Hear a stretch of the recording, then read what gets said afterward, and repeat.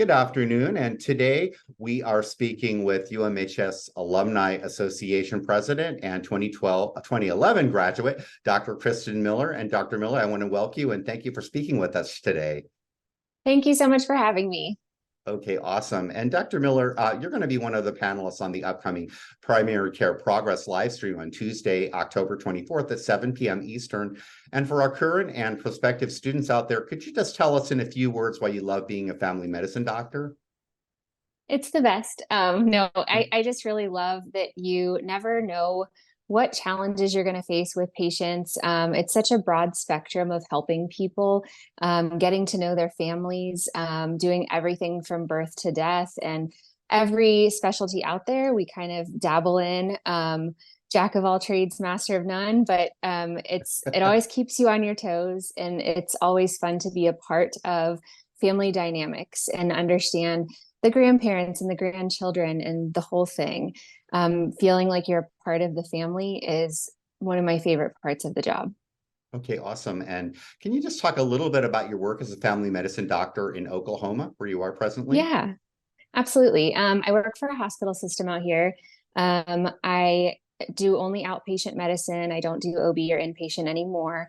I see patients about 36 hours a week, and half of that time I work from home doing virtual visits, which has been really nice, very good to have during the pandemic when a lot of our patients lived pretty rural, couldn't get to us. Some of our elderly patients, it wouldn't really be safe for them to come in and see us. Right.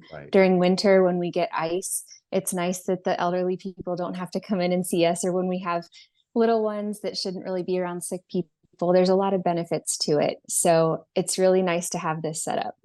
Great. And could you just talk just a little bit about, as you know, there's a primary care doctor shortage of both internal medicine and family medicine doctors in the USA. And I think you would be a really good person to talk to about this. Could you just talk briefly about how being a family medicine doctor helps you make a difference in smaller communities while also allowing you to have a really great work-life balance and the opportunity to make a good living?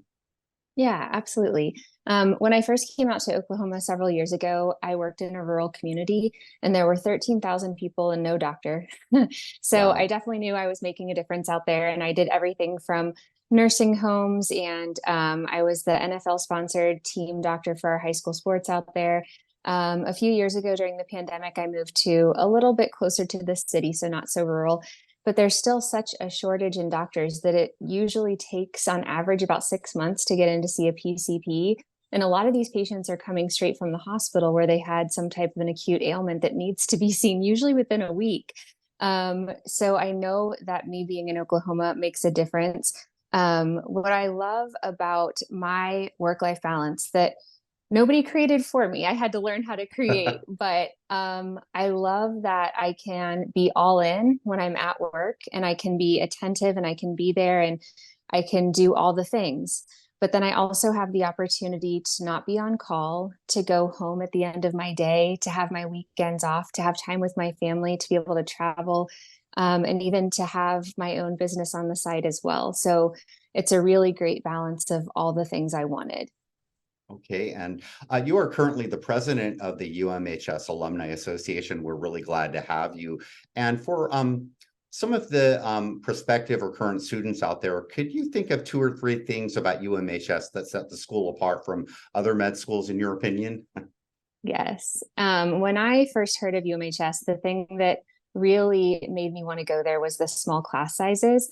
Right. I went to a smaller branch of the University of Cincinnati for part of my chemistry degree, and having access to the professors is really what I credit to my success in graduating with a bachelor's in chemistry. So I knew that that mattered.